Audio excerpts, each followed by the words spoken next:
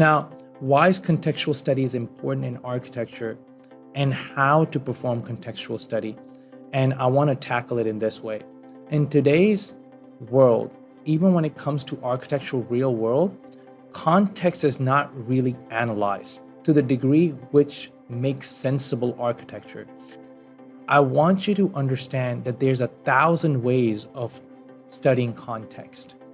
And the way I want to describe this to you is you have to approach the site much like how a realistic painter approaches realistic art. And we don't take the time to look at realistic art and what it has taught me. And what I mean by that is that whenever you are looking at a realistic painting or anything that is even abstract, right? The whole idea is the artist is trying to give you a view or a perception of what he sees. And even when you're looking at something that you've been seeing your entire life, you come to a realization of how beautiful or how complex that one particular thing is, and you appreciate that beauty, right? And context is something that I will have to ask you to allow me to teach you to see, if that makes sense. And another way to understand the depth and complexity of context is it reminds me of this Ebbinghaus experiment where you have a pretty much a same size circle that is placed with very large circle as opposed to very small circles. And even though they're exactly the same size, one appears to be bigger and one appears to be smaller. So buildings in general do not exist in isolation. And at a physical level, it is very easy to study the context. It is very easy to go, okay, I am approximately this far away from all these restaurant chains. I'm this far away from my closest amenities. And this is what the road network looks like. This is how egress is working on site. Or this is how the traffic flows around me. And this is where I am located on the grid of map, right? And you can even go argue, I understand the terrain. I understand that I'm not in a flood zone. I understand the water table of the site. I am able to take advantage of the sun, the shadows.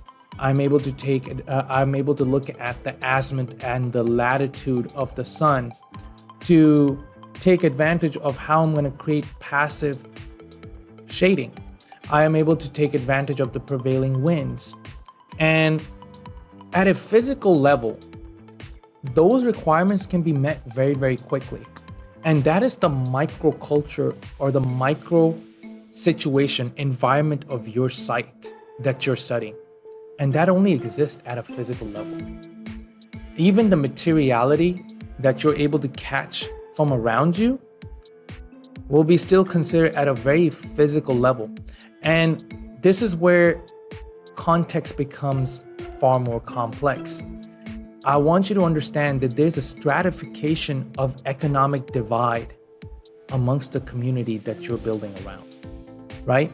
There's also a very, very strong cognitive decision by investor where there's new building versus old. There's things around you. There are such things as noise, right? There's such thing as mass and void, like where the building exists and where there's just surface parking and roads. You can compare nature versus artificial, meaning everything that mankind has built is artificial, and where does the tree exist, right? You can examine street patterns and stuff like that, but it is the sensibility that you bring to say, before I make any gesture, before I make any design move, I have to become more aware of my surrounding. And this context or this sensibility will lead you to create something unique. I want you to always think about it in this manner. What is the opposite of context? In the opposite world of context, where context does not exist, pretty much every building can be identical. Everyone is dropping a KB home. Imagine that. Or just a replication of 5 plans, and they're replicated throughout the city. Now you want to fly to a destination like Thailand, or you want to fly to Europe, you want to fly to Africa, and you walk out of that plane and you see exactly the same buildings you left here. And I want you to imagine that world. No matter how far you go, there is no uniqueness in architecture. There's no programmatic gesture. There's no site layout. There's no understanding of what is around me. And I want you to understand this notion, to think about it in this manner, that what if I look at the city and I see pedestrian walking down the street, or there's a group of smokers that come out of this urban context that pretty much visit this one nook, which will become my site. Can I provide them a courtyard to sit at, to have a congregation? Imagine a bus stop, and right in front of it is a cafe, and I respond to that. I respond to it by giving it that cafe.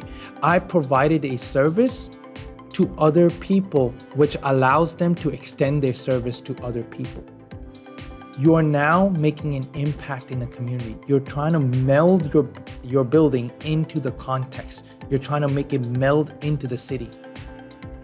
And this requires a bit of research. It requires time for you to go photograph, document the pedestrian walking through, document the pattern of the city. And the city is a breathing life. The building does not exist in isolation. I simply cannot divulge into an idea that this is deconstructivism idea of I can take the same building in China and drop it in the United States and it'll be beautiful because it is a beautiful skyscraper there. That does not mean anything. When the fact that you studied the sun, the wind pattern, all of that, the culture, the socioeconomic structure, the entire stratification, how things got put together, and then you make a design gesture which makes your building belong where it needs to belong. In essence, that is, if not the beauty in architecture, that is the moment where your client are to say, oh, you actually thought about that. Oh, you actually made that gesture out of that understanding. So understand that the buildings are much more than just one unique item. They are part of a bigger jigsaw puzzle. Understand that you're making a statement every time you put a building on site. As Renzo Piano once said, that you can put down a bad book, right? And you can skip over the bad movie. You can throw away a bad movie, right? And you can get rid of anything bad, but buildings, they stay here for 110 years. Some will adapt and will continue to become more melded into the community, and then others will be demolished. And I will end with this. There's an architect by the name of Joe Mashburn who was asked to design a building on an Austin competition. And this competition pretty much would ask for a building to be placed right at the edge of the cliff. And he researched the site for about 7 to 8 months.